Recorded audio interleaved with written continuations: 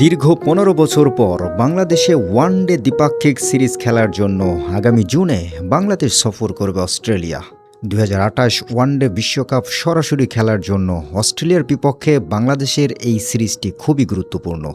বাংলাদেশের জনপ্রিয় পত্রিকা বাংলাদেশ প্রতিদিন এর ৭ই মে প্রকাশিত খবর অনুযায়ী বাংলাদেশ সফরের সূচি প্রকাশ করেছে অস্ট্রেলিয়া। এই সফরে অস্ট্রেলিয়া বাংলাদেশের সাথে ৩টা টি-২০ এবং ৩টা ওডিআই ম্যাচ খেলবে। সূচি অনুযায়ী আগামী ৯, ১১ ও ১৪ জুন ৩টা ওয়ানডে অনুষ্ঠিত হবে মিরপুরে। ওয়ানডে সিরিজের পর শুরু হবে টি-২০ সিরিজ।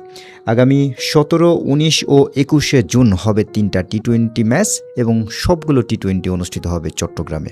প্রিয় দর্শক, গত মাসে বাংলাদেশ দল পাকিস্তানকে ২-১ ব্যবধানে ওয়ানডেতে হারিয়েছিল। প্রিয় দর্শক, অস্ট্রেলিয়ার বিপক্ষে বাংলাদেশ ওয়ানডে এবং টি-২০তে কী ধরনের পারফর্ম করতে পারে আপনার মূল্যবান মতামত জানিয়ে দেবেন।